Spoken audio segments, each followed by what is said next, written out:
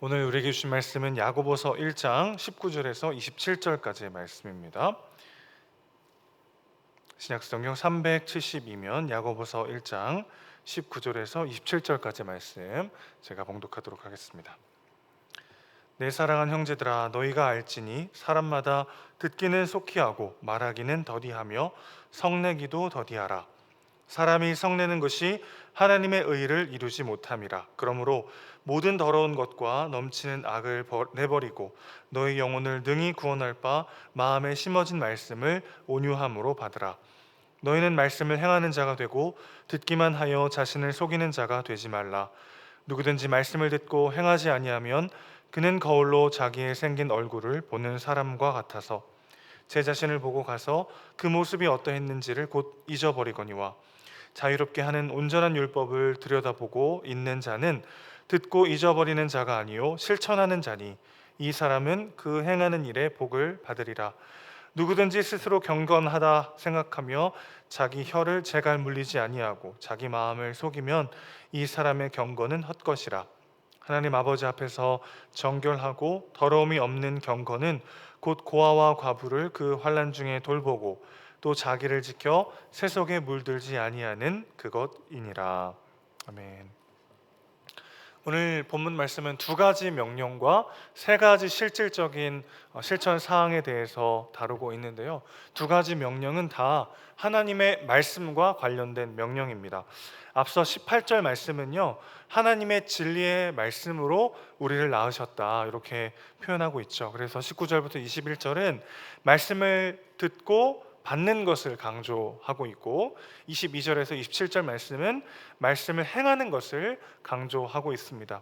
결국 본문에서 야고보는요, 하나님의 말씀을 듣고 행하는 삶을 명령하면서 그 구체적인 실천 사항을 세 가지로 언급하고 있는 것이죠. 하나씩 살펴보도록 하겠습니다. 먼저 첫 번째 명령은 하나님의 말씀을 온유함으로 받으라입니다. 19절 말씀 보시면요, 일종의 퀵, 슬로우 구조로 되어 있어요. 듣기는 속히 하고 말하기는 더디하며 성내기도 더디하라. 단순히 인간관계 안에서 좋은 소통을 위한 처세술을 말하는 것이 아니라 하나님의 말씀을 듣는데 마음을 다하라는 말씀이라고 할 수 있겠습니다. 그러려면 잘 들어야 한다는 것이죠. 듣는 일을 잘 못하면 진리의 말씀을 받아들일 수 없기 때문입니다. 말씀을 잘 듣기 위해서는 말하기를 더디해야 하죠. 말을 절제하지 못하고 계속 자기 말만 하는 사람은 다른 사람의 말에 경청할 수가 없습니다. 결국 하나님이 말씀하시는 것도 들을 수 없게 되죠. 그래서 먼저 듣고 나중에 말하라고 권면하고 있는 것입니다. 또한 야고보는 성내기를 더디하라라고 권면합니다. 왜 그래야 합니까? 분노를 터뜨리면 말씀이 잘 귀에 들어오지 않기 때문이죠. 화가 나면 내 억울함이라든지 부당하다 여겨지는 상황 자체에 빠져서 하나님이 뭐라고 말씀하시는지가 잘 들리지 않습니다. 그리고 중요한 이유가 한 가지 더 있죠. 20절은 뭐라고 말하고 있습니까? 성내는 것이 하나님의 의를 이루지 못하기 때문이다. 하나님의 의라는 표현은 하나님이 요구하시는 의로운 삶을 살아낼 수 없다라는 뜻입니다. 분노에 사로잡히게 되면 하나님이 세워놓으신 의로운 삶의 기준에 합당한 삶을 살아갈 수 없죠. 그래서 야고보는 3장 18절에서 화평하게 하는 자들은 화평으로 심어 의의 열매를 거둔다라고 말하고 있습니다. 버럭 화를 내면 당장은 속이 시원하잖아요.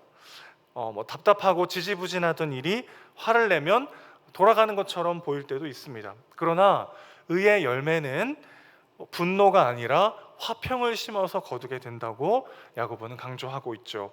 한 영혼을 사랑하고 섬기는 일이 얼마나 속 터지고 화가 나는 일일 수 있습니까? 순장으로 또 지역장으로 또 여러 가지 섬김의 자리에서 한 영혼을 섬기고 계신 여러분들 소망을 가지시기 바랍니다. 여러분이 심는 화평으로 인해서 의의 열매가 맺혀질 줄로 믿습니다. 말과 분노를 먼저 꺼낸다는 것은 사실 내 생각, 내 가치관, 내 감정을 앞세우는 것을 의미합니다. 그것들보다 하나님의 말씀을 듣기에 먼저 힘써야 한다는 것이죠. 그래서 야고보는 21절에서 모든 더러운 것과 넘치는 악을 내버리라고 말합니다. 모든 더러운 것과 넘치는 악이 무엇일까요? 예수님은 사람을 더럽게 하는 것은 입으로 들어가는 것이 아니라 입에서 나오는 것이다 라고 말씀하셨습니다. 죄로 인해 망가진 인간 안에는요, 온갖 탐심과 음란, 또 자기중심적인 신념들, 나만의 잣대와 기준으로 타인을 정죄하고 원망하고 미워하는 마음들로 가득 차 있죠. 그리고 이것들이 입 밖으로 나와서 사람을 더럽히게 됩니다. 야고보는 이 모든 것들을 버리고 온유함으로 우리 마음에 심어진 말씀을 받으라고 명령합니다. 이미 우리 마음에 심어졌는데 왜 또 말씀을 받아야 할까요? 우리 마음속에 아까도 말씀드렸듯이 온갖 더러운 것들이 입 밖으로 넘쳐 흐르려고 할 때 이미 우리 마음에 새겨진 그 말씀과 함께 싸우는 것이죠. 그냥 내 생각과 내 고집과 내 성질대로 하면 내 마음속에 일어나는 그 분노와 미움과 원망과 탐심으로 삶을 살아가려는 경향성이 내 안에 있는데, 그럴 때 내 안에 이미 심겨진 그 말씀으로 그 마음들을 씻어내고 다스리고 그렇게 거룩하게 하나님의 자녀다운 삶을 살아가라고 말하고 있는 것이죠. 우리 마음에 심겨진 이 말씀은 우리의 영혼을 구원할 진리의 말씀이고 생명의 복음입니다. 그 말씀에 귀를 기울일 때 우리의 영혼이 소생케 될 줄로 믿습니다. 두 번째 명령입니다. 그 말씀을 듣는 것에서 끝나서는 안 되고 그 말씀을 행하라 라고 이야기하고 있습니다. 22절 말씀을 22절은요, 단지 말씀을 듣기만 하고 행하지 않는 사람을 스스로를 속이는 자라고 말하고 있습니다. 히브리어 들으라라는 뜻의 단어는 여러분 잘 아시는 쉐마라는 단어인데 본래 경청한다라는 의미가 있고요. 여기에는 주의 깊게 듣고 순종한다라는 뜻이 내포되어 있습니다. 본래 구약에서 하나님의 말씀을 청종한다는 것은 그것에 순종하는 것과 별개의 개념이 아닌 하나인 것이죠. 왜 그럴까요? 21절 다시 보시면 하나님의 말씀은 우리의 영혼을 구원할 진리이기 때문이죠. 여러분, 만약에 우리가 이렇게 예배 드리고 있는데 갑자기 누군가 문 밖에 들어와가지고 불이야 하고 막 외쳤어요. 그럼 듣고 가만히 있을 수 있나요? 그 말을 들었다면 설마 아닐 거야 생각하면서 헛된 안도감을 불어넣을 때에만 가만히 있을 수 있죠. 그러니까 우리의 영혼을 구원할 진리의 말씀은요, 오직 우리가 하나님 안에서 참 만족과 기쁨과 진정한 생명과 구원을 얻을 수 있다라고 선포합니다. 그리고 하나님 안에 거하는 자가 어떻게 살아가야 하는지를 알려주죠. 한마디로 무슨 뜻이에요? 우리의 영혼의 생명과 관련되어 있는 말씀이라는 거죠. 그 말씀과 상관없는 삶을 살아가면서도 그것이 내 삶에 아무런 영향을 줄 수 없을 거라고, 이렇게 헛된 안도감을 끝없이 불어넣어야만 우리는 말씀을 듣기만 하고 행하지 않을 수 있게 되는 거죠. 그러니 말씀을 듣고 행하지 않는 것은 스스로를 속이는 것이라고 할 수 있겠습니다. 23절과 24절에는 이런 사람들에 대한 비유가 나오죠. 말씀을 듣고도 행하지 않는 사람은 거울을 보며 얼굴에 뭐가 묻었는지를 알고 돌아서면서 잊어버리고 그것을 떼지 않는 사람이라고 정리할 수 있겠습니다. 1세기 유대인들이 사용했던 거울은요, 오늘 우리가 보는 그런 거울이 아니고 일종의 청동 거울이에요. 그러니까 가까이 대고 자세히 보아야만 볼 수 있는 거죠. 거울을 보고 가까이 자세히 봐서 얼굴에 묻은 것을 발견한 다음에 돌아서서 그거 떼는 것을 잊어버린다면 아무리 가까이 보고 자세히 보았다 한들 그것이 아무 소용없는 것이 되어버리는 것이죠. 마찬가지입니다. 말씀을 듣고 행하지 않으면 아무리 말씀을 가까이 하고 깊이 있게 들여다보고 공부하고 많이 안다고 해서 그것이 아무런 유익이 되지 않는다는 것이죠. 오늘 말씀을 준비하는데 너무나도 하나님께서 제 마음을 찌르셨어요. 이거 목회자들 이야기잖아요. 늘 말씀을 가까이 하고 누구보다 말씀을 많이 알고, 그런데 그렇게 거울 보듯이 나를 보면서 그 말씀을 듣기만 하고 살아가지 않는다면 아무리 많은 말씀을 알고 아무리 많은 말씀을 내가 가까이 경험했다 할지라도 그것이 아무 소용이 없다라는 것입니다. 그것이 우리 영혼에 아무런 유익이 되지 못한다는 것이죠. 반대로 25절 말씀처럼 말씀을 듣고 실천하는 자는 그 행하는 일에 복을 받게 될 것입니다. 말씀에 순종하면 어떤 복을 받게 될까요? 오늘 본문 전체를 보면 21절에 보면 영혼을 능히 구원하는 말씀이라고 이야기하고 있고, 25절 말씀을 보면 진정한 자유를 경험하게 된다고 이야기하고 있습니다. 하나님의 말씀대로 살아갈 때 우리의 영혼이 불안함과 두려움과 죄책감과 외로움과 비참함으로부터 구원을 경험하게 되는 것이죠. 사람들의 위로와 칭찬은 잠깐 우리의 영혼을 나아지게 만들 수 있겠습니다. 잠깐의 평안을 줄 수는 있겠어요. 그러나 곧장 더 큰 목마름을 경험하게 하죠. 하나님의 말씀이 그 모든 것들로부터 우리의 영혼을 진정으로 건져낼 수 있을 줄로 믿습니다. 또 진정한 자유는 우리가 말씀 안에 매여 있을 때 가능한 것이죠. 그리고 말씀을 순종하면서 받는 가장 큰 축복은 진정한 자유를 경험하게 된다는 것입니다. 말씀대로 살아가면 하지 말라는 것도 많고 뭔가 내 마음대로 못하는 것 같아서 더 막 제약을 받게 되는 것처럼 보이지만, 그러나 진짜 자유는 오직 주의 말씀 안에 갇혀 있을 때 누리게 된다는 것이죠. 여러분, 우리가 하고 싶은 대로 하고 산다고 해서 자유로워지는 것이 아닙니다. 사람이 어떤 소유욕에 빠지면요, 내가 가진 것은 당연해지고 내가 가지지 못한 것 때문에 삶이 비참하다고 여기게 되죠. 하나님 없이 이뤄낸 안정감과 평안함은 조금의 불확실성과 불편함도 견디지 못하게 하는 또 다른 불안을 불러오기 마련입니다.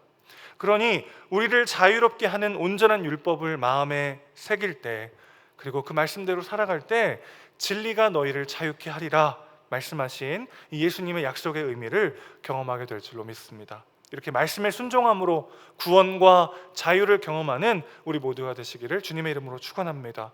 마지막으로 오늘 본문은요, 이렇게 말씀을 듣고 말씀에 순종하는 삶의 구체적인 실천 사항을 다루고 있어요. 26절과 27절 말씀에 기록되어 있는데 시간 관계상 간단하게 한번 살펴보도록 하겠습니다. 첫 번째는 26절 말씀처럼 혀의 재갈을 물리는 것이고요. 두 번째는 27절에 나와 있듯이 고아와 과부로 대표되는 사회적 약자들에 대한 섬김입니다.